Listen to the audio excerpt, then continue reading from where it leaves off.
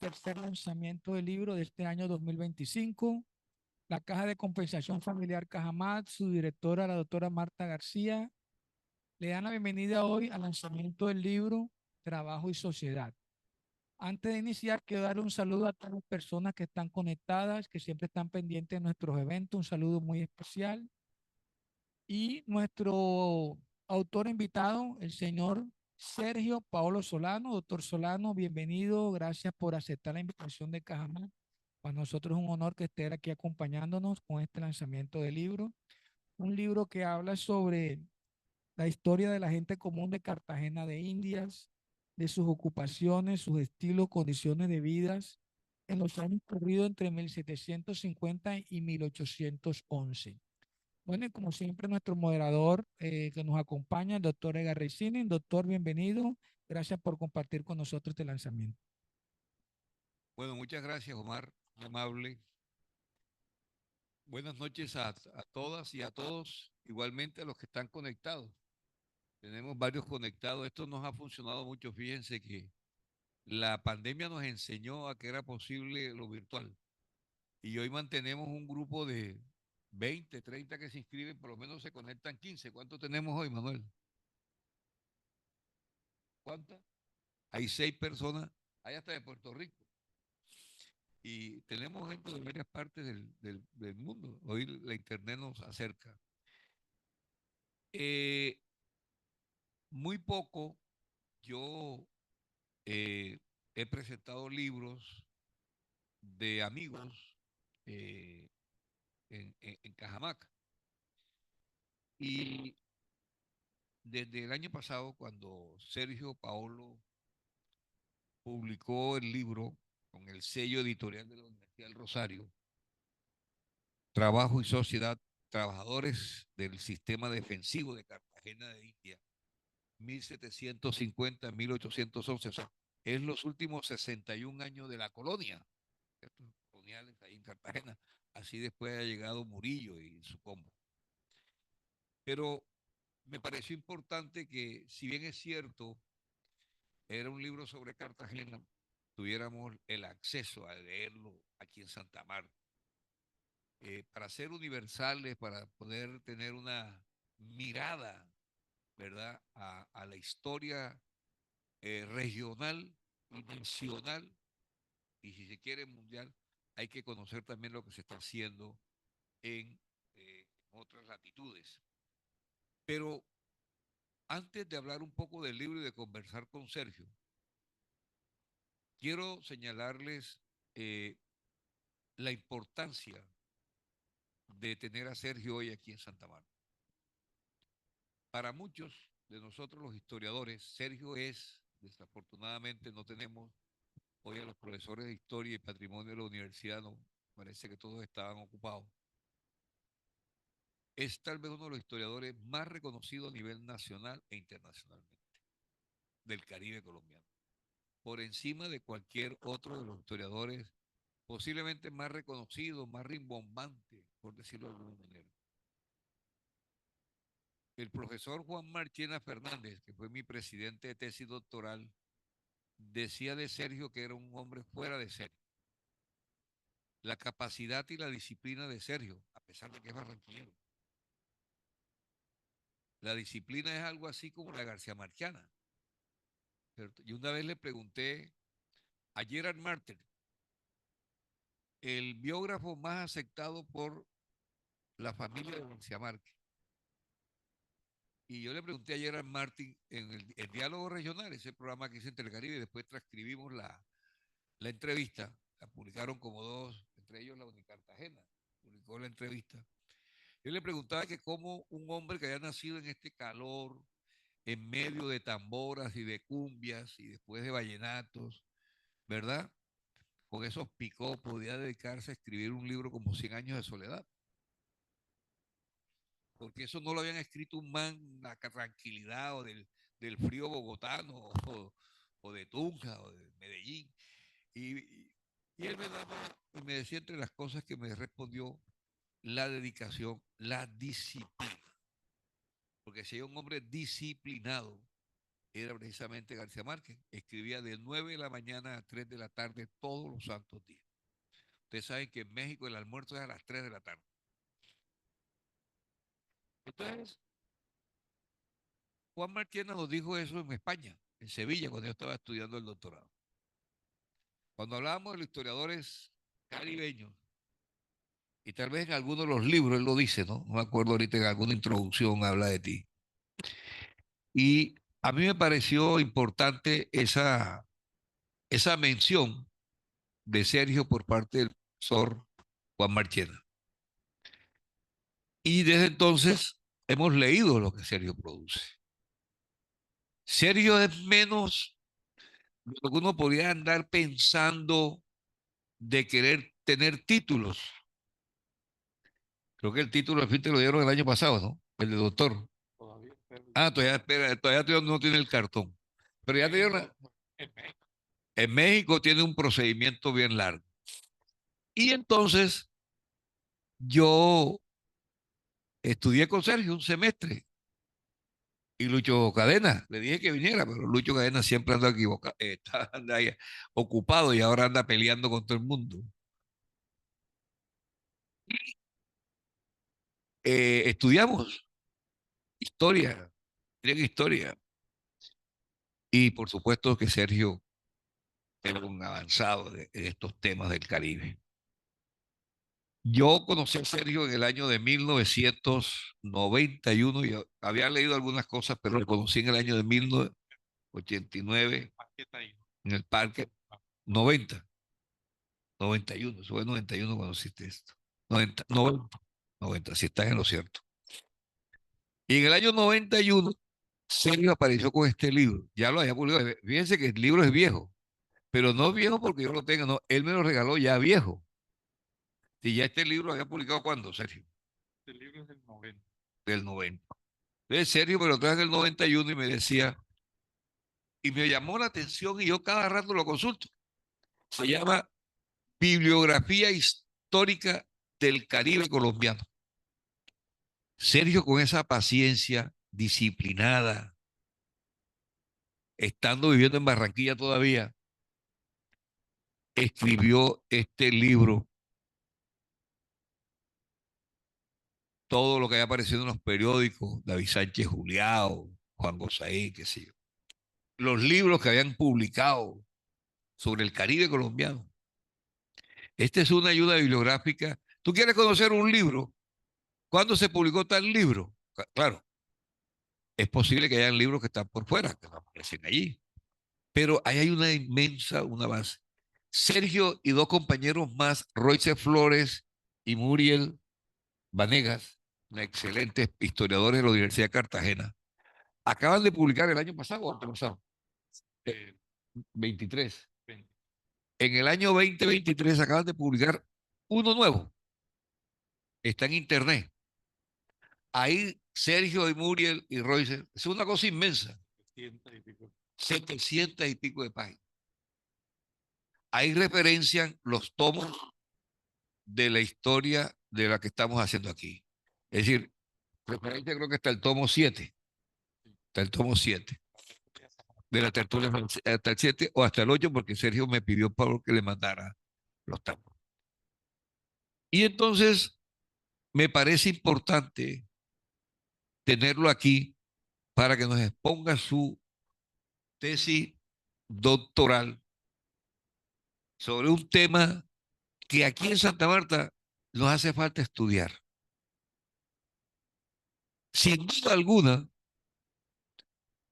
Bogotá, Santa Fe, Popayán, Cartagena, tal vez son las ciudades de Colombia más estudiadas en la colonia, tal vez, ¿no? Tal vez no, yo creo que sí son las más estudiadas. Este esfuerzo, este ejercicio que hemos hecho nosotros en la tertulia Samaria, apenas es un ejercicio que pretende introducir la discusión de la historia de Santa Marta y su provincia en el contexto de la historiografía regional y nacional.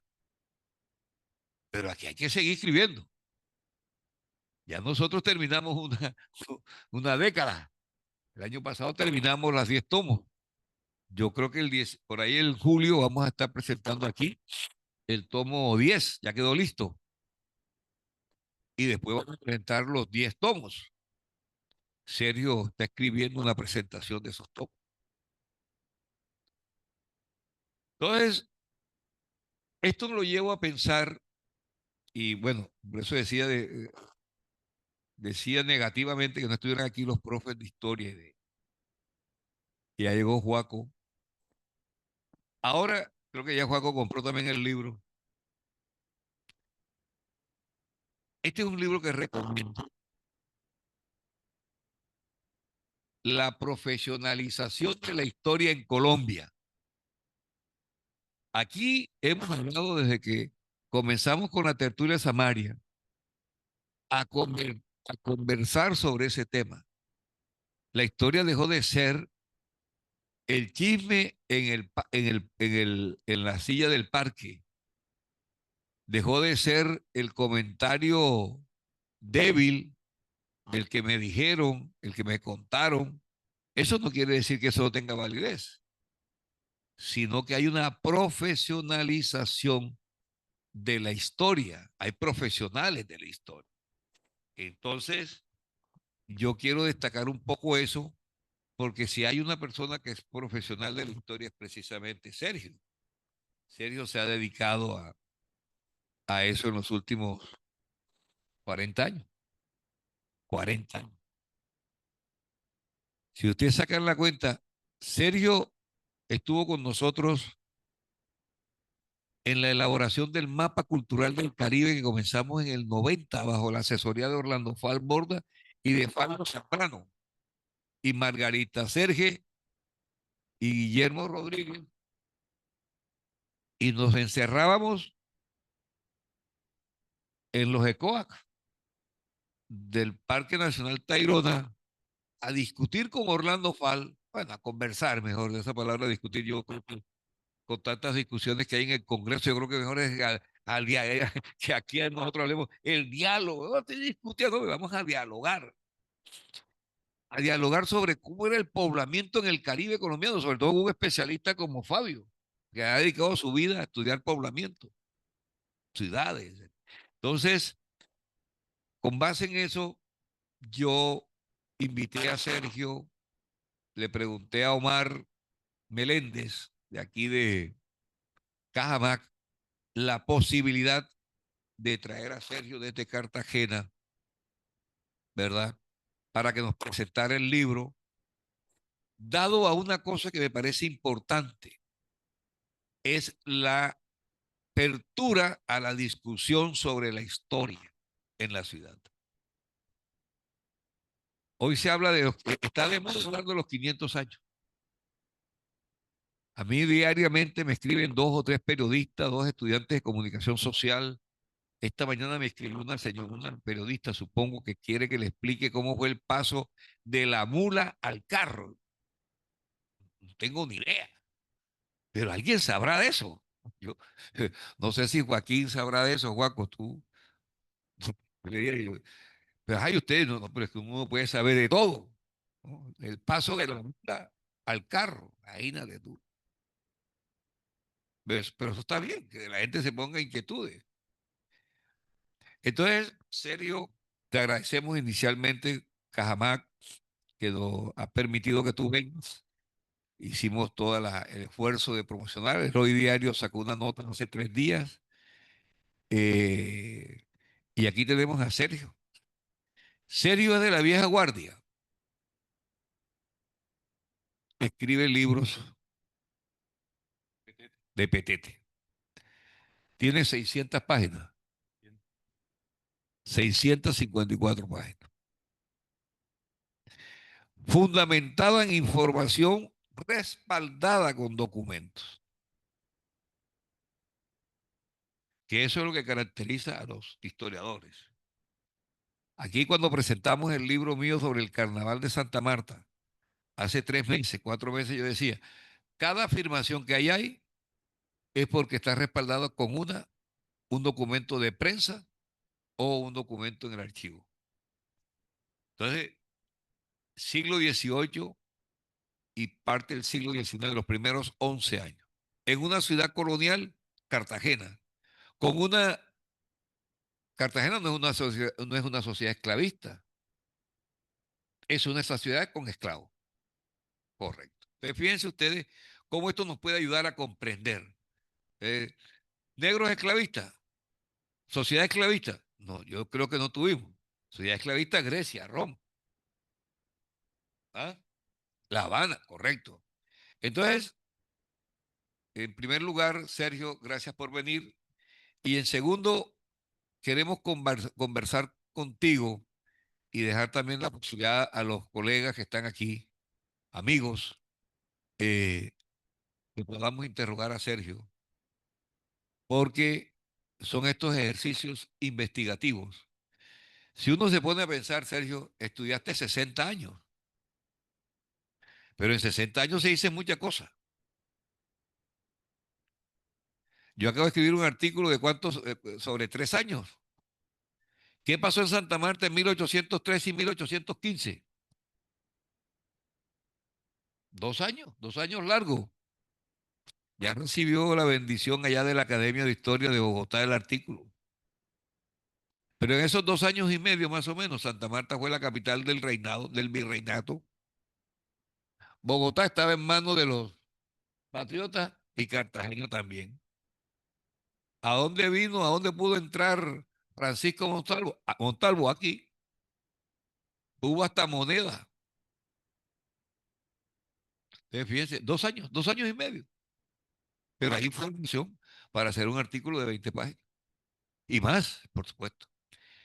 Muchas gracias, Sergio. Ahí tienes el micrófono. Gracias por venir. Sergio es licenciado en Sociales de la Universidad del Atlántico hace muchos años y profesor de la Universidad de Cartagena, fundador de los primeros profesores que llegó a la Universidad de Cartagena en el año de 1992. Él sí, tiene 33 años de ser profesor, tal vez del primer programa de historia de la costa.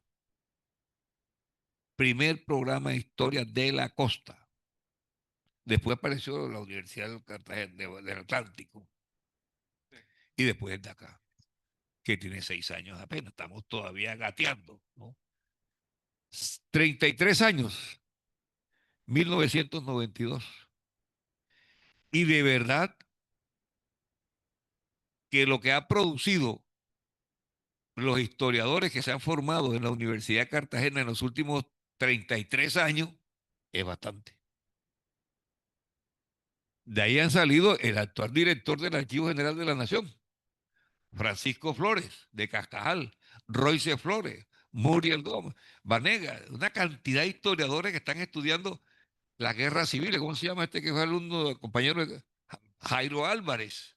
Una cantidad de compañeros jóvenes haciendo estudios de Cartagena. Yo esperaría que en 10 años, 15 años, ahí en la Universidad de Magdalena no, es decir, debemos estar llenos de estudios sobre la historia del departamento del Magdalena, de la provincia, así como han hecho en Cartagena. Gracias por venir y de salida, Sergio, háblanos un poco de por qué escoger un tema que aparentemente puede ser medio estéril, aparentemente, pero que seguramente en tu acucioso trabajo de investigación encontraste mucha información. Buenas tardes, mis agradecimientos a la Caja de Compensación del Magdalena por esta invitación y a Edgar Racing, que fue quien me dio para que esto se hiciera una realidad. Este es un libro sobre la cultura, sobre los sectores populares. Me tocó colocarle un título gancho, un subtítulo gancho que es Trabajadores de los Sistemas Defensivos de Cartagena de India 1750-1811. Cartagena es la ciudad más historiada, más investigada en la región Caribe colombiana y quizás ahora mismo es la ciudad más investigada en toda Colombia, especialmente en lo que tiene que ver con el periodo colonial. Voy a dar unas cifras para que ustedes vean la importancia de los estudios sobre Cartagena. De 1990 al año 2023 se publicaron entre libros, capítulos de libros, tesis de pregrado, de maestría y de doctorado, 3.925 títulos sobre el Caribe colombiano, sobre toda la costa. Tengo entendido que quedaron algunos por fuera, pero al menos lo que nosotros inventaríamos los profesores de la Universidad de Cartagena fueron 3.925 títulos. De ese total, el Bolívar Grande, o sea, Atlántico, Bolívar, Córdoba y Sucre, se llevaron 1.722 títulos, casi la mitad de los producidos sobre toda la costa. Y de los 1.722 títulos, Cartagena se llevó 1.092. Es decir, el peso que tiene Cartagena en la historiografía de la región es vasto. Primero porque por razones obvias, es una ciudad donde está a la vista la historia, ¿no?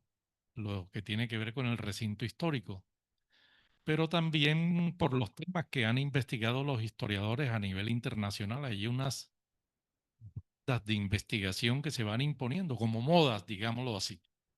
Es el presente el que determina los interrogantes que le hacemos al pasado.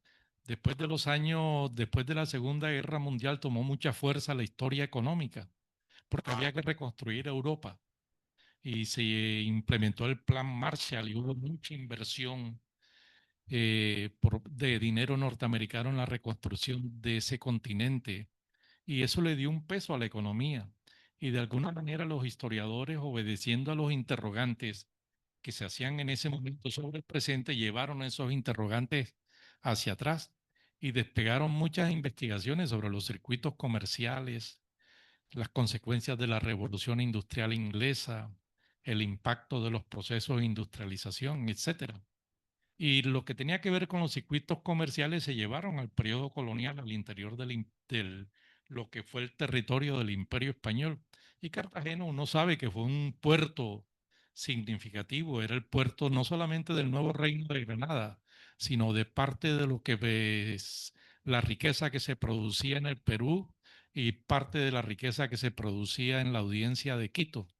Entonces Cartagena canalizaba buena parte de las exportaciones al interior del imperio y las importaciones al interior del imperio.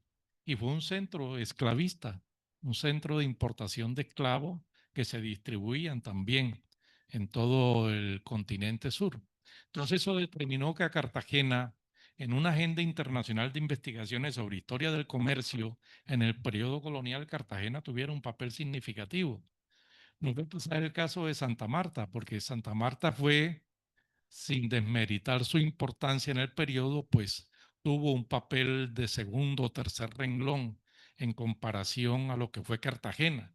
Solamente uno encuentra que en la segunda mitad del siglo XVIII Santa Marta empezó a descollar, más con el establecimiento del Estatuto de Libre Comercio del año de 1776 y la llegada de los catalanes, la catalanada de la que hablaba Simón Bolívar.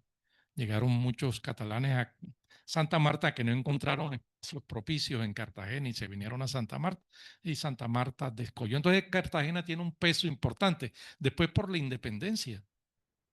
Tuvo un papel significativo en la lucha por el establecimiento de la República y toda la historiografía que se hizo sobre la independencia y la construcción de la República, Cartagena tuvo un lugar esencial. No lo tuvo Santa Marta tampoco, pues Santa Marta había sido realista. Santa Marta se convirtió en una especie de espejo donde se veía lo que no debió ser, algo así, para criticarla, pero para exaltar a Cartagena. Y así fue. Entonces, por eso Cartagena tiene un peso abrumador. Y parte de las investigaciones que se han hecho tienen que ver con los sistemas defensivos. Hay una historiografía significativa sobre la ingeniería militar aplicada a la construcción de las fortificaciones de la ciudad y todo lo que tiene que ver con la historia militar también. Tuvo un batallón de pie fijo que después se transformó en un regimiento fijo a partir de 1773. La población civil fue vinculada de mejor manera a los sistemas milicianos de defensa de la ciudad. Después del intento fracasado de toma de la ciudad por el almirante Vernon en 1741, la corona invirtió mucho dinero en Cartagena, muchísimo dinero. La nueva historiografía fiscal, las investigaciones que se están haciendo sobre el recaudo de impuestos y dónde se distribuían y a dónde se asignaban esos impuestos, están mostrando que Cartagena fue una ciudad favorecida. Tan favorecida fue que Antonio Nariño, en una parte de la Bagatela, el periódico que él publicaba, decía que Cartagena había sido el sepulcro de la riqueza del nuevo reino de Granada, porque todos los sobrantes que quedaban en las tesorerías, cajas reales de las demás ciudades y villas, tenían que mandarse a Cartagena para el sostenimiento de fortificaciones, de un apostadero arsenal de la Marina, Real Maestranza de Artillería, de la tropa, del regimiento fijo, de la marinería y de las milicias. Parte de la oficialidad de las milicias recibían un sueldo, recibían un salario. Entonces Cartagena fue favorecida y de eso queda a la vista de todos los que vivimos allá o de los que van a Cartagena el sistema fortificado del recinto histórico.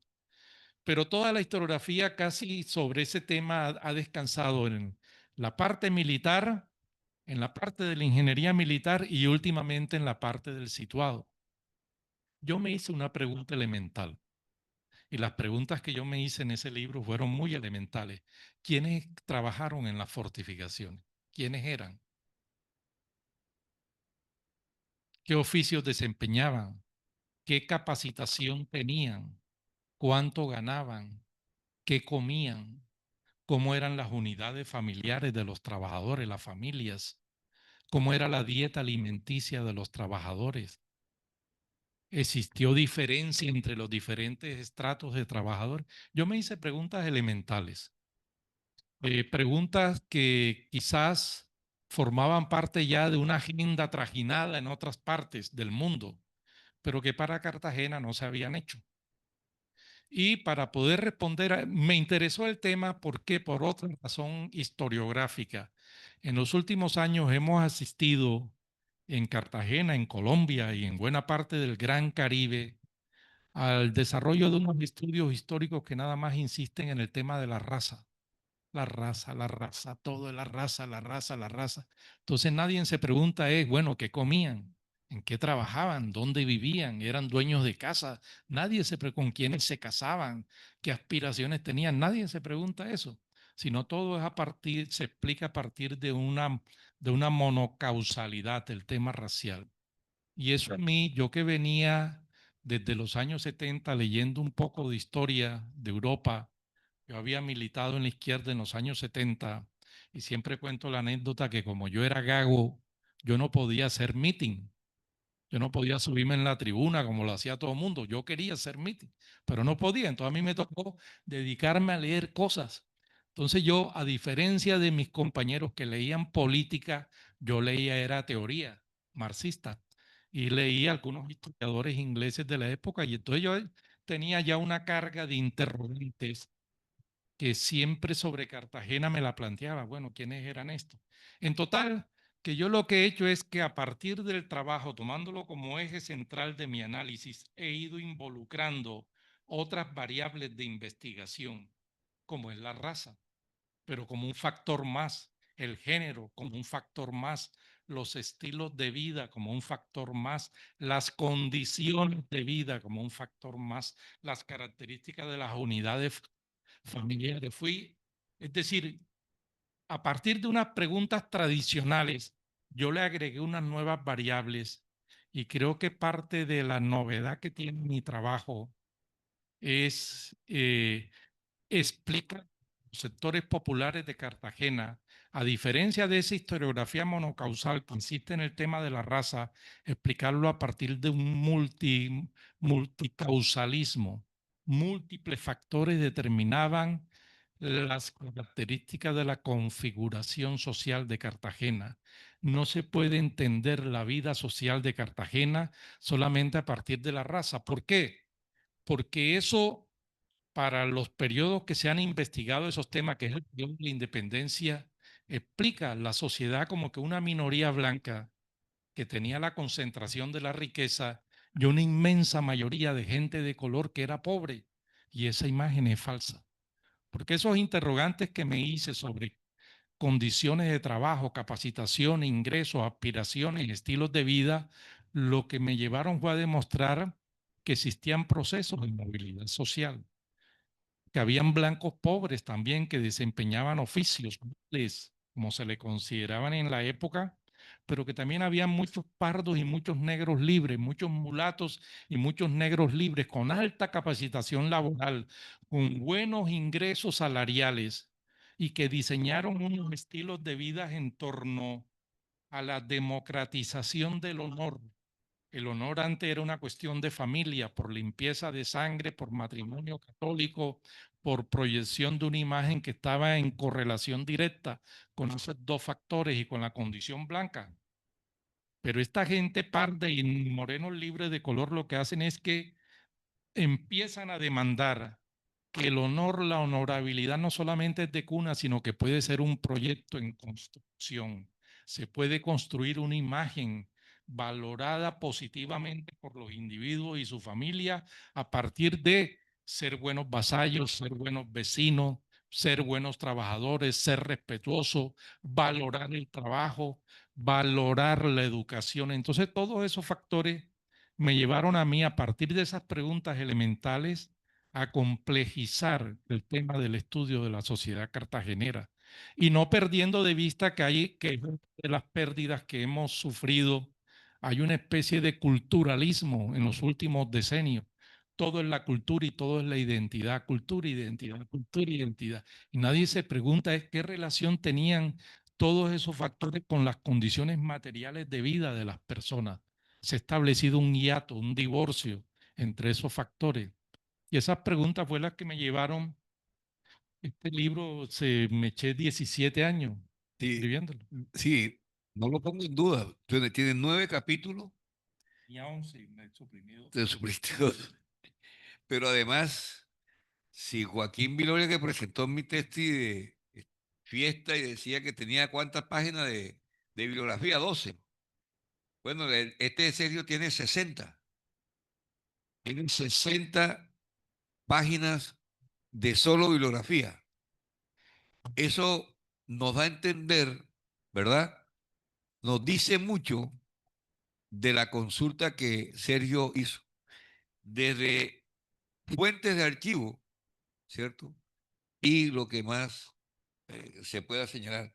Es decir, esta búsqueda de archivos, me gustaría preguntarte eso, Sergio, porque sin duda alguna, como aprendimos con Juan Marchena nuevamente a hablar de las horas nalgas para encontrar la información, es decir, esta experiencia, me imagino que esos 17 años de construcción llevó implícito realmente la búsqueda de una serie de información y seguramente que se quedó mucha por fuera. Sí, en el año 2002 el Archivo General de la Nación puso en línea buena parte de la sección Colonia y yo lo descubrí casualmente. Y para mí fue un gran descubrimiento. Mi diversión es ver documentos. Ya soy de la tercera edad, anciano, entonces ya no hago lo que hacía cuando era joven. Locura. Entonces, estoy muy dedicado a la lectura de documentos y lectura de la historiografía, porque no todo es documento. Debe haber una relación entre la lectura de los documentos y la lectura de los libros y artículos de historia que se han producido sobre el tema que uno investiga y un proceso de crítica de la información de los documentos, porque algunas veces el cotejamiento de fuentes nos llevan en otras direcciones y no inspiramos. Me tocó revisarme el Fondo de Milicias y Marina, que son 153 tomos, cada uno de 1000 folios. Solamente están en línea o estaban en línea, yo que eso ha tenido problemas, solamente como hasta el tomo 70, 83 tomos restantes, me tocó irme a Bogotá, la universidad me dio 4 años de comisión de estudio doctoral, si recibía sueldo sin trabajar, nada más para que hiciera la investigación doctoral, me tocó revisarme 84 tomos. El Fondo Guerra y Marina de la sección Archivos Anexo 1 son 193 volúmenes. El Fondo Milicia y Marina tiene una ventaja, tiene un índice, cada documento tiene un descriptor y uno sabe sobre qué trata cada documento.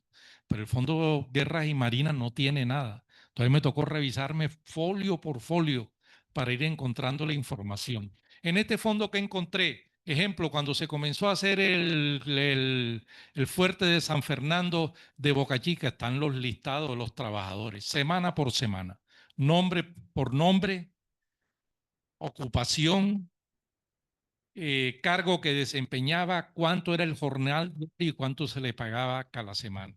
Los esclavos del rey también, sus nombres, y no recibían salario, recibían un estipendio diario de $1,50. Y los presos condenados a trabajo forzados también. Eso fue semana por semana, durante muchos años. En un comienzo yo no sabía usar Excel. Yo hacía eso en Word, hacía unas tablas descomunales. Y en Word, cuando tú haces una tabla de 100 páginas, por ejemplo, se bloquea, llega un momento en que no funciona. Entonces, para diferenciarlo, le ponía colorcito. Ah, Juancho, los palotes verdes, Juancho, los palotes verdes.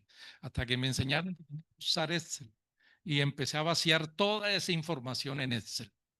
Y así pude también, el censo de Cartagena de 1777 lo vacié en Excel y empecé a cruzar la información del censo del 77 con los listados de trabajadores, los listados de los censos artesanos de 1780 y los listados de las milicias de Pardos y las milicias de Moreno. Empecé a cruzar toda esa información para más o menos hacerle seguimiento a trabajadores determinados, los que tenían buenos ingresos, los que tenían ingresos medios y los que tenían ingresos bajos, ver las unidades familiares, con quiénes vivían, con quiénes se casaban, dónde vivían, todo eso. Es decir, fue un proceso dispendioso poder procesar toda esta información para así más o menos ir viendo la configuración. Y como Cartagena no tiene archivos coloniales, no existen archivos de alcaldía, no hay archivos judiciales, no hay archivos de las escribanías, o sea, de las notarías, pero están los libros de alcabala de la ciudad. Y cada persona que compraba, si fuese este libro, tenía que pagar el 2% de impuestos. Ahí están registrados todos. Entonces ahí también a los trabajadores me los tropecé. Y me los tropecé comprando casas, algunos, comprando esclavos, montando tiendas de pulpería. Es decir, el cruce de toda esa información basada en bases de datos me permitió empezar a hacer una lectura de la sociedad de una forma más compleja que esa forma de una minoría blanca rica y una inmensa mayoría de gente de color sumida en la pobreza absoluta. Me permitió lo que yo quería ver. Yo quería ver la gente del común en la vida cotidiana, en la vida normal, no en la época de la independencia, que fue de conflicto y la sociedad se polariza, sino en la vida cotidiana había estratificaciones en lo popular, que era lo que yo quería ver. Bueno, esto de los archivos es sin duda alguna una ventaja que hoy tienen los nuevos historiadores. Así como se puede entrar, bueno, ha habido problemas ahí con el Archivo General de la Nación, pero está el Archivo General de Indias. En estos días mismo un señor de Plato, que habló también con Joaquín, yo le comencé a hacer el ejercicio ahí en una cafetería, le dije, pon pares, y puso la palabra pares en Google y le aparecieron archivos de España, creo que aparece, ahí tienes. Ahí te va guiando cómo puedes tú encontrar documentos y le decía eso, das un plato y vas entrando. Esto es muy importante porque así logramos reconstruir algunos procesos que antes solamente los teníamos o los conocía porque están señalados. Pero ya cuando hoy tienes fuentes de alta fidelidad, como diría el periodista viejo, ya en la web, eso es una gran ventaja hoy para escribir la parte de la historia nuestra. Y esa es la invitación permanente. Ahí hay todos los documentos, bien lo decía, aquí solamente en Santa Marta hay, creo que 99, Juaco, 99 libros de la notaría primera, tomos, 99 tomos de la notaría primera de Santa Marta, de Colonia, ¿no? Hay por parte de Colonia tal vez, y esa información está ahí. ahí está para que estos muchachos que están estudiando en la Universidad del Magdalena se volquen ahí a encontrar la información que requieran de tal manera. Serio, una de las cosas que tú decías hace rato y que revisando tu texto, tal vez es el capítulo 2. Es decir, hay una cosa que me llama mucho la atención, es ese oficio de artesano, ¿cierto? Que es, digamos, el oficio más tradicional, más, sí, sí, más repetitivo dentro de la colonia. O sea, yo diría que es lo que más se conoce en Bogotá, los artesanos, las sociedades democráticas artesanas, todo ese tipo. ¿Cómo ahí en Cartagena eso está cruzado con el color de la piel, las relaciones esclavistas, qué sé yo, allí con la gente en Cartagena? Esa relación de la raza con artesano, mejor dicho, con oficio, mejor. Eh, Si uno aplica la categoría de población económicamente activa, es decir, la sumatoria de la gente que ejerce oficio, ocupaciones que se consideran que producen riqueza social. Yo hice un ejercicio hace unos años, en el 2016, escribiendo un texto sobre el artesanado en toda Hispanoamérica durante la colonia. Casi que el 17% en promedio de la población de Ciudad de México, de Veracruz, de Buenos Aires, de Lima, de Cartagena, desempeñaban oficios artesanales. La base de la sociedad en las ocupaciones eran los jornaleros, los peones, gente que no tenía calificación. Y sobre ellos estaban los artesanos que tenían su estratificación, maestros, oficiales y aprendirse de acuerdo a los oficios. Cartagena no tuvo gremios de artesanos, no existieron gremios. En Ciudad de México uno encuentra que los gremios fueron muy fuertes, organizados por oficios y que regulaban la actividad de los ejercitantes de los oficios. Sí, y tenían cofradías religiosas y muchas cosas. En Cartagena no existieron gremios. Todavía no hay una explicación de por qué no existieron gremios, o al menos el periodo que yo estudio ya no hay gremios. Quizás se debió a la presencia de la población de color que fue penetrando en los oficios. Pese a que en un comienzo, cuando empezó la colonia, se había determinado por las leyes de India que la gente de color y la gente de ascendencia indígena no podían llegar a la condición de maestros, sino podían ser oficiales y aprendices, nada más quedarse en esos escalafones. Pues ya en la segunda mitad del siglo XVIII lo que uno encuentra es que los oficios en Cartagena están dominados en su mayoría por gente de color, pardos y morenos libres. Hay un importante sector de blanco que a veces olvidamos. A veces olvidamos que el censo de Cartagena de 1777 señala que casi el 29% de la población era blanca. Y de ese 29%, el 5% era élite. 24% eran gente de sectores medios y sectores bajos y desempeñaban esos oficios. Creo que tuvo que ver con las características del funcionamiento de la sociedad de Cartagena como una sociedad militar, por las mismas características de la ciudad. Frente a todo el sistema defensivo, siempre estaban los ingenieros militares. Y los ingenieros militares, al menos en la segunda mitad del 18, desarrollaron un criterio de meritocracia, porque ellos tienen una relación directa con el trabajo. Antonio Arévalo todos los días salía en su carruaje por la puerta de Santo Domingo, cogía la lengua de tierra que iba hacia Boca Grande a inspeccionar las obras que se estaban haciendo. Allá hay una muralla submarina entre Bomba y lo que es Boca Grande hoy en día, una muralla de 3.4 kilómetros de largo. Se ve desde el aire, se ve la sombra de la muralla.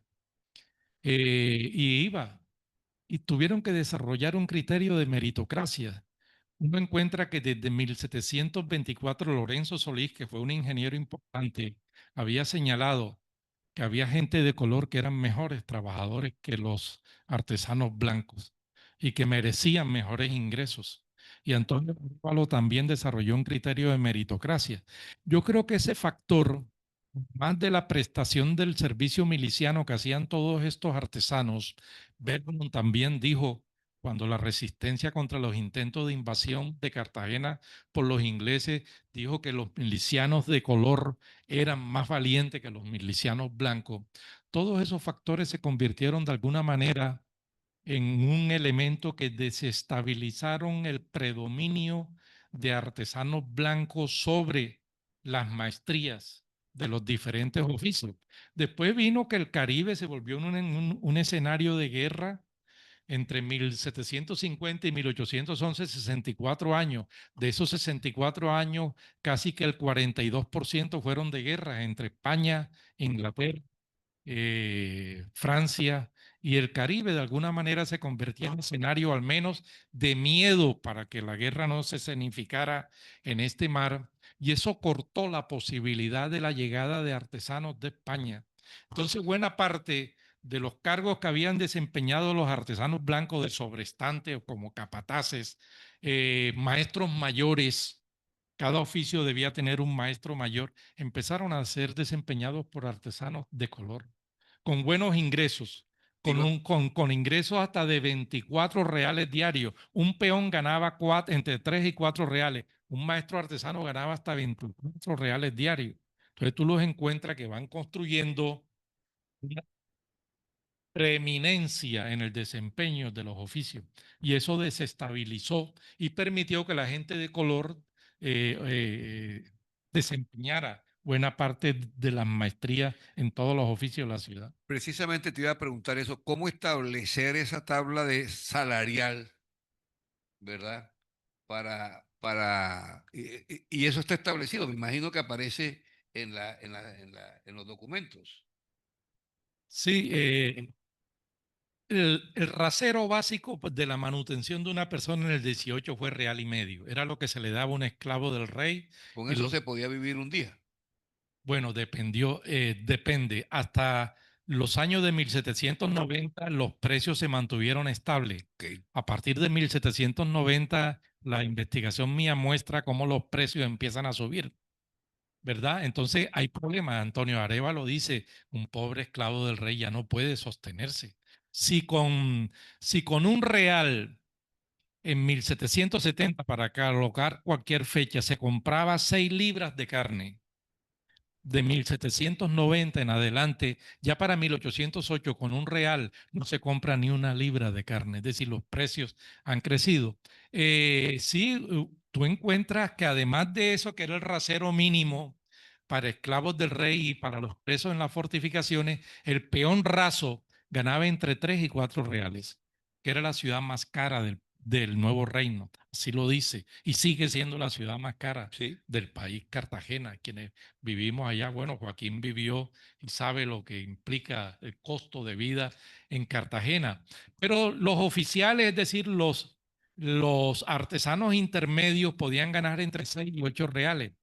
Y los que tenían la condición de maestro, que estaban vinculados a fortificaciones, apostadero de la Marina y Real Maestranza de Artillería, ganaban entre 16 y 24 reales, es decir, entre 2 pesos, un peso eran 8 reales y 3 pesos, que era significativo. ¿Por qué? Porque con reales podía mantenerse una familia de Eso, 4 miembros. eso. Ahora fíjate una cosa que me parece interesante.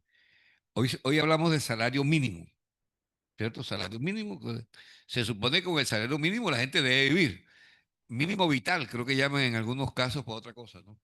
Ahora, en una casa, en la unidad familiar, es posible detectar que 2 o 3 miembros de esa unidad familiar trabajen, tienen unos ingresos altos. Sí, sí.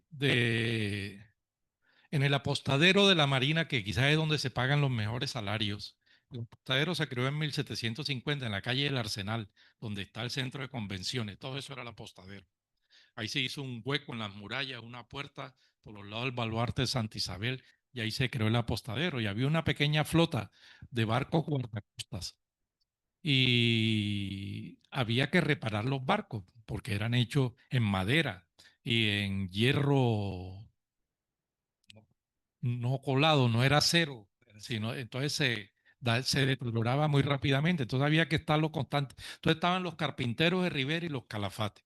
Carpinteros de Rivera trabajaban la madera para la obra muerta del barco, la, los, las vergas, porque ese era el nombre que se le daba a la arboladura, a la arboladura de los barcos, y los calafates eran los que sellaban las junturas. Uno encuentra familias El apostadero de la Marina llegó a emplear en un promedio durante todo el periodo que yo estudio entre 250 y 300 trabajadores diarios. Ahora, habían tiempos muertos. No necesariamente uno significa que había el año del calendario laboral anual, era como es hoy en día. Había muchos días de fiesta, habían tiempos muertos y todo eso. Pero habían trabajadores que lograban vincular a su familia. Entonces, cuando uno coge esa información de los listados de trabajadores y va al censo del 77, encuentra. La unidad familiar predominante eran 4 personas por familia. Eran hogares mononucleares. Eso es importante decirlo porque uno cree que entre más retrocedemos en el tiempo, la familia era mucho más numerosa. Pero lo que arroja el procesamiento del censo del 77, que eran 4 miembros por familia.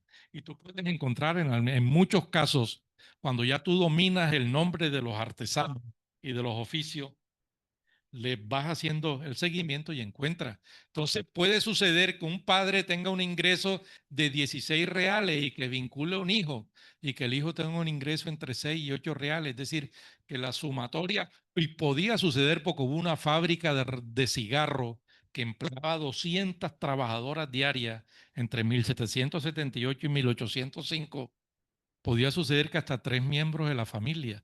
Por eso, cuando tú encuentras a esa gente, después vas a los libros de Alcabala, los encuentras montando tiendas, comprando esclavos, comprando casas bajas o comprando botecitos y cosas de esas. Es decir, era gente que tuvo unos ingresos importantes y eso introduce un factor fundamental para el análisis de la sociedad de esa época.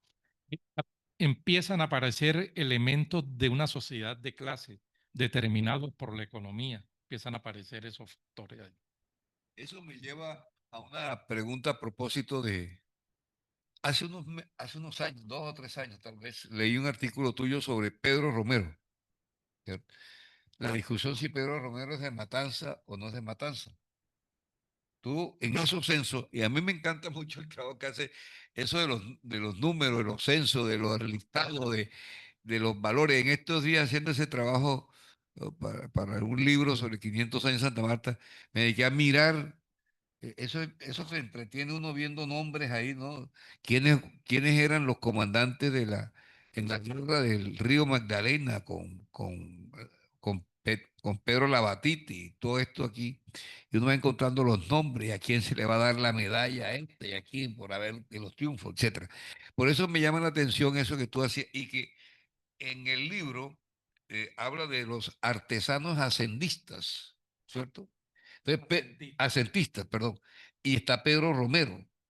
Tú encuentras en ese seguimiento que le haces a Pedro Romero, que a la final no es Matanza, sino que es cartagenero. ¿Cómo fue ese procedimiento que yo seguramente está aquí? No he terminado de leer el libro. Pedro Romero fue el gran dirigente popular de la independencia de Cartagena. Pedro Romero Porras nació en 1754, murió en 1816.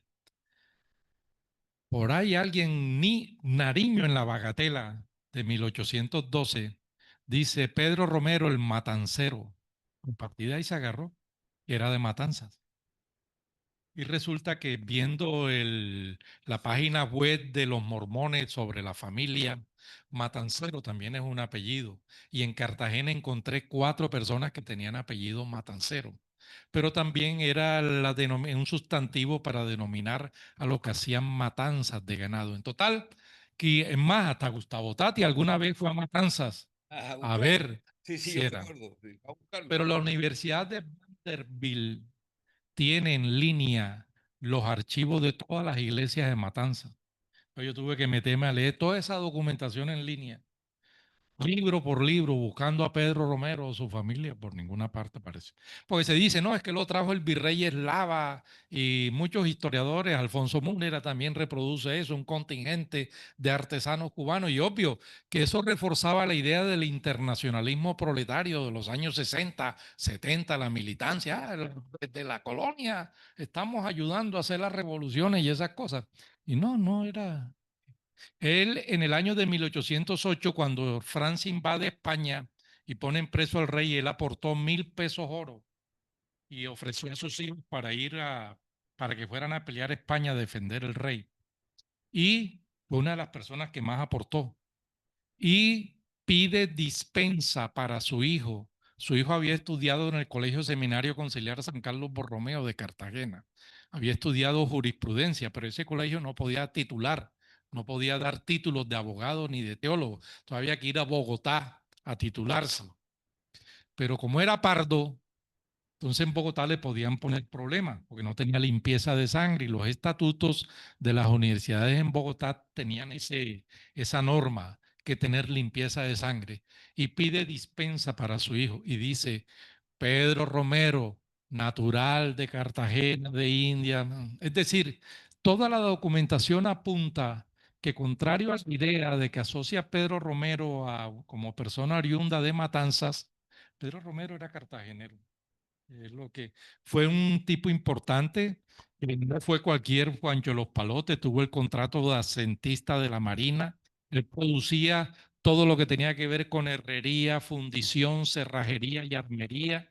Entre 1786 y 1810 tuvo ese contrato anual. El promedio de ingresos anual era 7.000 pesos, ganaba más que el gobernador de la ciudad, llegó a ser propietario de 34 bienes inmuebles en la ciudad, tuvo el taller más grande de la ciudad, montó la primera ferretería de la que se tiene conocimiento en el nuevo reino de Granada y en Colombia, fue propietario de esclavos, y bueno, y tuvo un protagonismo tal de Getsemaní, sí, construyó una casa de 2 plantas al frente de la iglesia de la Tercera Orden, la compró de una planta y la transformó en de 2 plantas, y fue una persona con reconocimiento social.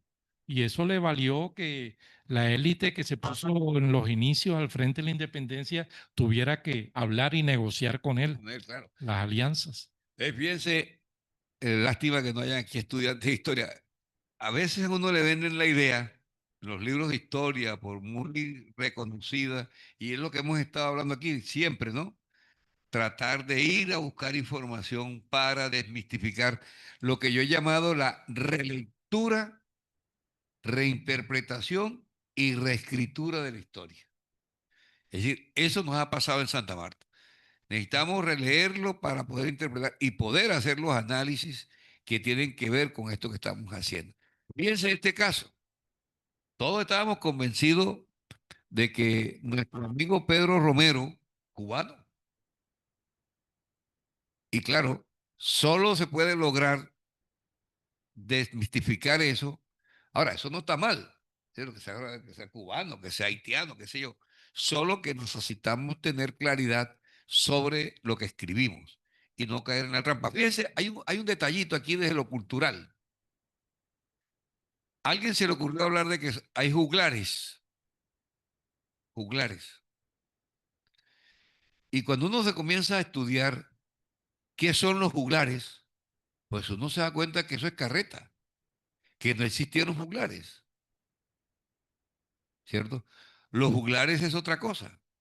Juglares o trovadores son diferentes. Pero aquí nos vendieron que eran juglares. Y aquí todos los que cantan mañana son juglares. El último juglar, que me les dije, Poncho Zuleta. Ya a Iván ya le dicen juglar. Y uno cuando va al diccionario de autoridades, juglares era un payaso que contrataban las élites para que divirtieran a la gente mientras estaba en una fiesta y estaba en una comida. Pero hay que ir a esos documentos. Entonces, Sergio, para terminar y darle la palabra aquí a los amigos asistentes, a los pocos que nos acompañan esta noche, hay un tema y es el final ya del texto. Ese último que tú llamas trabajadores, crisis del imperio. ¿Cómo esa crisis que se comienza a sentir en 1808 y que nuestro amigo Chup, ¿cómo se llama? Manuel Chup, mi profesor allá en Sevilla, habla de la eclosión juntera, ¿cierto? En su libro La eclosión juntera, que comienza en 1808. ¿Cómo se va a sentir esa crisis en esos últimos 3 años de tu trabajo? Bueno, el Imperio Español entró en crisis financiera después de tantas guerras. Se restringe el envío del situado para el mantenimiento de las defensas de Cartagena. Las fortificaciones se terminan los trabajos, tampoco era un trabajo eterno de estar haciendo murallas y fuertes. Llega un momento en que nada más hay que hacer reparaciones, que son trabajos de menor cuantía. Es decir, a comienzos del siglo XIX, en el primer decenio del XIX, empiezan a cerrarse los frentes de trabajo, se cierran los trabajos en las fortificaciones. La Real Fábrica de Cigarros cierra en 1805 por una crisis que sufre el tabaco cubano. No hay manera de aprovisionarse para producir cigarros. Le quedan 200 mujeres cesantes. El Real Apostadero de la Marina tiene un problema, tiene enemigos por todos lados. El virrey es enemigo, el gobernador de la ciudad es enemigo, el cabildo de la ciudad, porque dice que eso era una gastadera de plata ahí sin necesidad. Es decir, hay una crisis. A Pedro Romero llega un momento en que se le deben 2 años. A él se le pagaban trimestralmente. Hay un momento en que se le acumulan deudas de 2 años y hay una reducción de la contratación de mano de obra. Y la corona encuentra que para suplir las necesidades de mano de obra ya no se van a estar empleando trabajadores libres, sino presos. Entonces todos los presos del nuevo reino de Granada se mandaron a Cartagena. Todos. Casi 700 presos llegó un momento en que existían en la ciudad. Pero se pueden imaginar gente del interior andino en semejante calor, todo eso, y gente que no estaba preparada para desempeñar esos oficios. Es decir, hay una crisis en la ciudad, hay una sumatoria de crisis. Las milicias de pardos y de morenos, los oficiales que estaban al frente de las milicias eran artesanos y habían hecho desde los años 70 del siglo XVIII de las milicias un escenario de conflicto.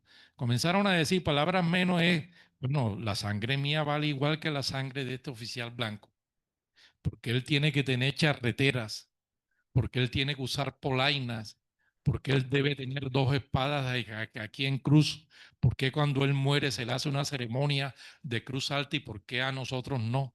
Y comienza, es una sociedad de corte estamental, y las sociedades estamentales reglamentan las diferencias sociales. La gente del bajo pueblo no puede vestirse así, no tiene derecho a esto, es decir, el ritual y la simbología acompaña la diferencia social. Entonces, al interior de las milicias, los milicianos empiezan a demandar términos de igualdad y comienzan a concedérseles términos de igualdad. Ya para 1808, como no hay dinero para pagarle a esos oficiales, escriben una carta donde dice: nosotros somos iguales a la oficialidad blanca, nada nos diferencia, nuestra sangre vale igual que la de un oficial blanco, porque se nos discrimina. Es decir, ya hay un avance en los términos de la aspiración a la igualdad. Eso se aúna con la crisis esta económica de frente de trabajo, de demanda laboral. Viene la crisis del Imperio Español, 1808. Viene la eclosión juntera. Se crean juntas de gobierno. La soberanía que estaba en manos del rey revierte a los cabildos y los cabildos juntas de gobierno. Y es cuando se establecen las negociaciones con todos estos sectores plebeyos, para llamarlos de alguna manera. Creo que la base también de la inconformidad de la gente del común Cartagena y de su inclinación hacia el lado de la independencia estaban todos estos factores de la crisis laboral y la crisis económica. Y yo creo que eso es importante subrayarlo, porque vuelvo al punto inicial de mi conversación. En los últimos años, no, es que cuando dijeron que la gente de color no tenía derecho a ser ciudadano, enseguida se volvieron republicanos.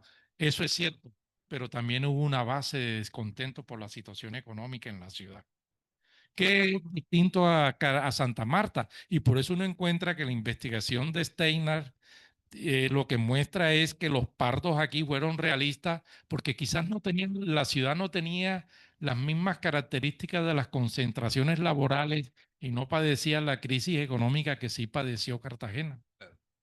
Bueno, muchas gracias, Sergio. Realmente, nuevamente, gracias por venir. Y bueno, les damos la palabra aquí a los compañeros. Me han preguntado, inclusive mucha gente me escribió de que a dónde se consigue el libro. En línea se compra en la Librería Nacional, Si pone en línea y le va a aparecer como 30 sitios donde se vende en línea. Sergio no trae el libro para vender. Entonces, Sí, lo...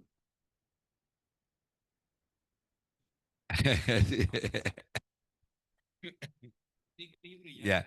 Bien, entonces, ¿alguna pregunta? Robert, Juaco, Juaco.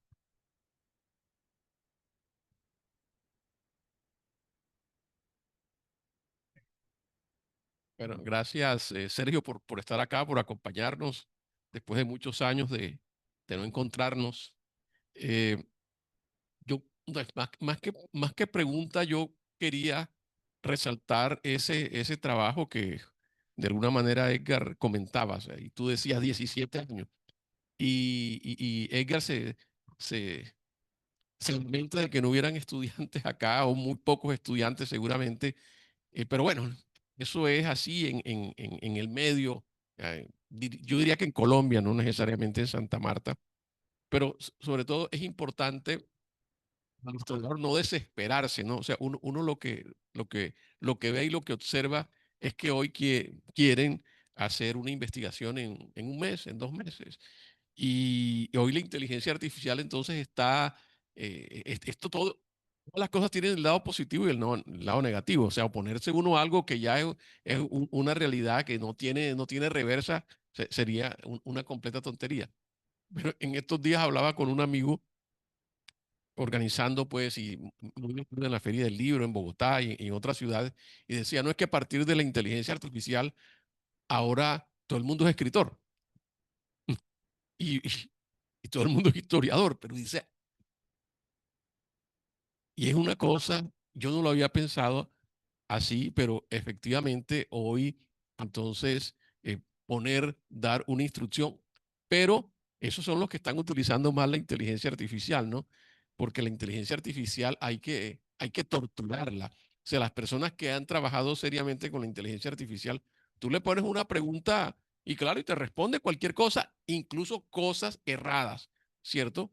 Porque esto hay que darle una pregunta y contrapreguntar para que más o menos te acerque a lo que quieres. Pero yo quería sobre todo resaltar ese trabajo tan juicioso que ha hecho Sergio, pues conozco sus trabajos anteriores, este pues por supuesto lo voy a comprar en línea y son esos 40 años, creo que fue la primera persona o de las primeras personas que trabajó en serio el archivo del Atlántico. O sea, estamos hablando de los años 80 y luego se va para Cartagena y pues y trabaja los otros archivos. Pero yo quería rápidamente, Sergio, comentarte algo que seguramente has leído. Bueno, hablaste del trabajo de Steiner Seider.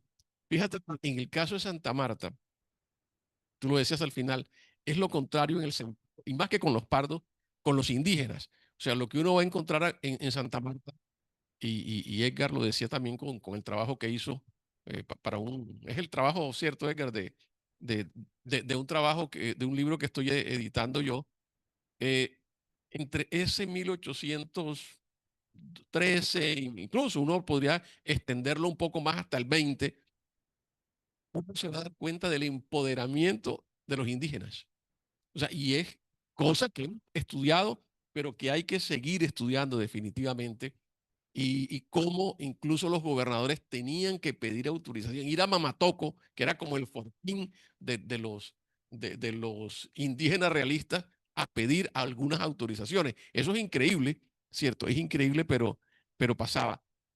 Y si uno dice, no, de pronto están exagerando, ver hacia 1850, ustedes me corrigen, que tienen los años más claros, cuando llega Edward Mark, es un inglés, y es el gran acuarelista, ¿no?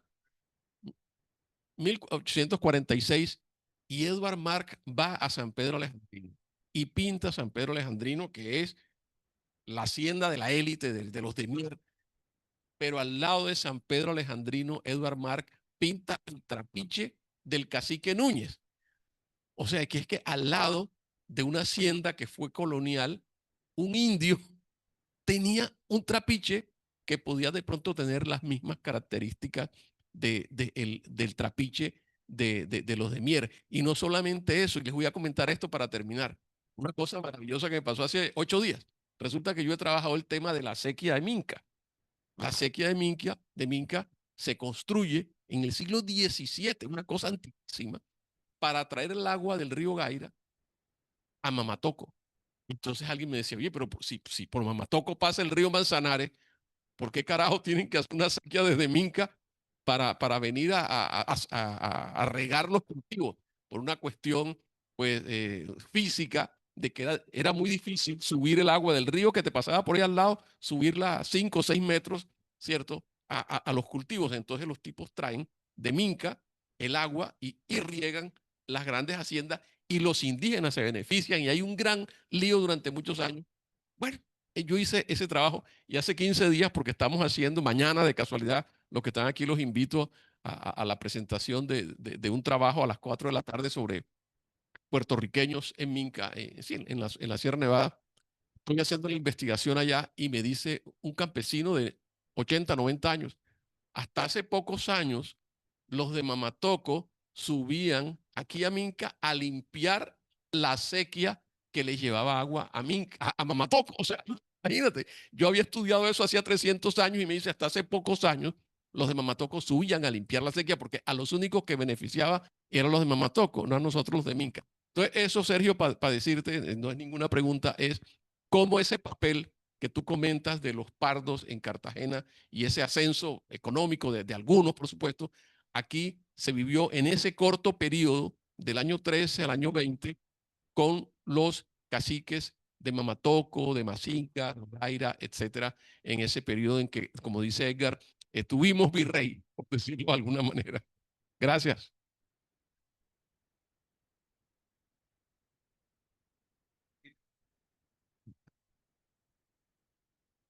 Profesor, gracias por lo que nos presenta. Hay mucho todavía por decir y hacer y felicitaciones por el trabajo. Yo tengo dos cosas muy pequeñas. La primera era que antes del 2018, de seguro que todo el trabajo que usted ha venido acumulando le había generado una hipótesis de trabajo. Es decir, y tenía una hipótesis que guía este trabajo.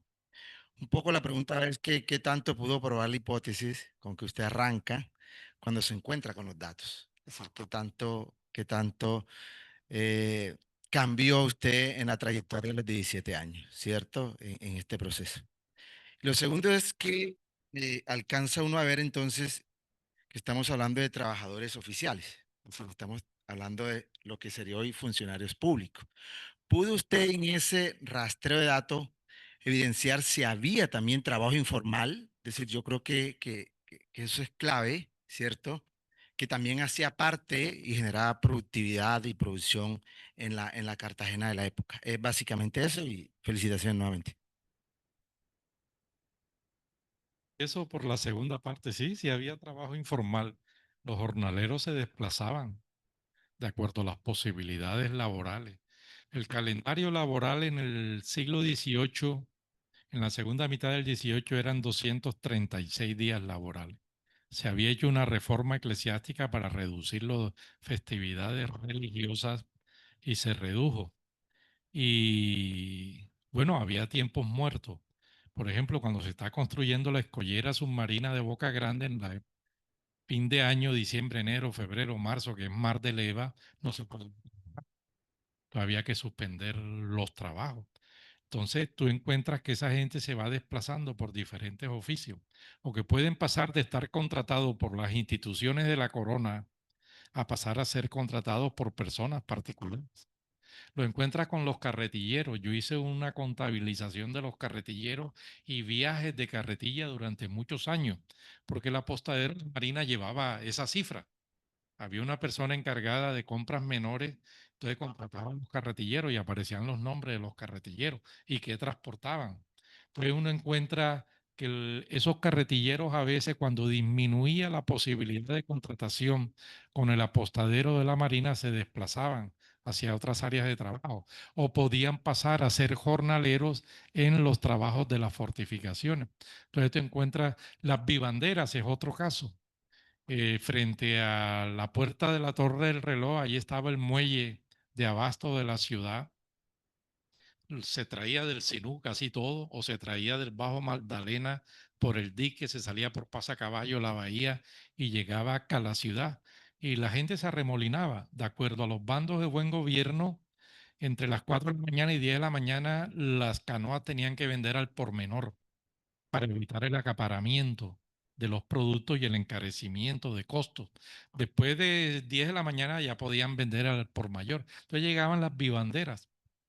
Las vivanderas fueron las que habilitaron el área donde hoy está el Camellón de los Mártires, fue el área de mercado de la ciudad. Hasta los años 60, 70, que quitaron el mercado de Getsemaní. Pero inicialmente fue un área habilitada. Por eso yo siempre digo que las áreas portuarias en la sociedad del antiguo régimen son áreas que se construyen de abajo hacia arriba. Uno siempre habla de las ciudades coloniales y habla de la plaza central como la plaza del poder, la plaza de la concentración, de las instituciones oficiales de la iglesia y de los ricachones. Pero la plaza portuaria tiene una peculiaridad, se construye de abajo hacia arriba y las vivanderas habilitan y se ponen negras gateras, las llama Fray Juan de Santa Gertrudis, porque estaban agachadas vendiendo los productos. Sí. O negras que salen también por toda la ciudad que se desplazan, muchas de ellas esclavas, que las amas las tienen y las sacan para que vendan productos, tabaco ante la existencia de la Real Fábrica de Tabaco, dulces y todo eso, y quizás la tradición del portal de los dulces viene de ahí. Entonces tú encuentras así niveles de informalidad, personas que se van desplazando de acuerdo.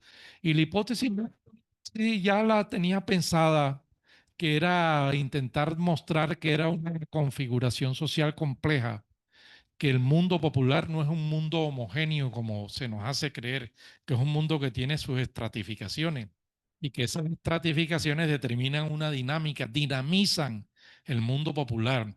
Y por otra parte, una tesis de Edward Palmer Thompson y P. Thompson en Costumbre en Común. Ese mundo popular que es fraccionado se unifica cuando recibe una presión externa. La presión externa fue en la época de la independencia. Entonces te encuentras que ese mundo se unifica y tiene una participación colectiva. Pero cuando tú vas a periodos de no conflicto, lo que encuentras es estratificaciones. Comparten cultura, sí comparten cultura, comparten espacios, formas de vida comunitaria. Eso es uno de los capítulos que me tocó quitar del libro porque la editorial me dijo que esa vaina era muy larga. Entonces tuve que quitar el capítulo de la cotidianidad, pero tú los encuentras así que están estratificados y que dinamizan, tienen ascendencia social, reconocimiento. Había gente parda que le importaba un bledo ser pardo, porque la imagen que nos han vendido es que la gente vive preocupada y es que me discriminan por ser pardo, que estoy jodido porque soy negro, ¿verdad? Había gente que eso le importaba un bledo y vivían su vida cotidiana en el barrio de Semaní, en el barrio de Santo Toribio. Todos los barrios tenían presencia de todos los sectores sociales, vivían ahí sin ningún problema de ninguna especie. Entonces lo que hice fue comprobar algo que a partir de las lecturas de la historia social inglesa, de la historia de la subalternidad y de otras corrientes historiográficas, yo presentía un poco. Y es que cuando tú vives en Cartagena, el tema racial se vuelve tan insistente que llega un momento en que yo le digo a mis estudiantes, pero ven acá, sí, no intentes explicar todo desde ahí. Hay muchas otras cosas en la vida de las sociedades que no se explican solamente a partir de eso.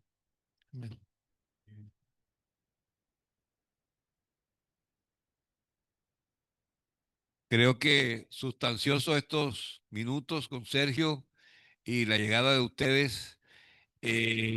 Agradecerles que hayan venido, ¿verdad? Tengo entendido que va a quedar un libro en la biblioteca de Cajamac. Este libro va a quedar en la biblioteca, aquí a Omar, en la biblioteca de Cajamac, para los que estén interesados en consultarlo, ya saben. Yo tengo la fortuna de tenerlo y quiero decirles que, pues, estos son los trabajos de historia que uno necesita para la ciudad. Las comparaciones son horrorosas, ¿no? Las comparaciones son... vale 112, son 100 en línea. Sí, donde se vende.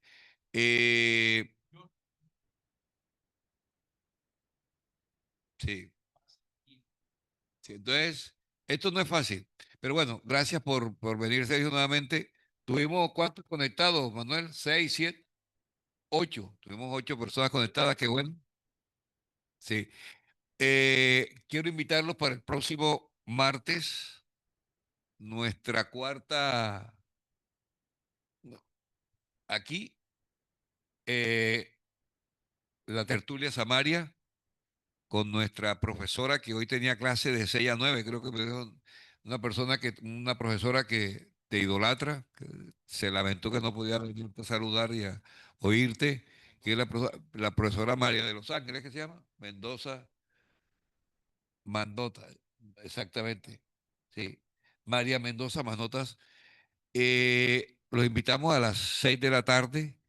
Creo que ya ese día vamos a decirles un cronograma de lo que va a suceder con el tomo 10, con los 10 tomos, etcétera, etcétera, que va a ser bien interesante. Tenemos una idea que estamos conversando a ver, y los estamos invitando desde ya a pensar el día 29 o en esos días.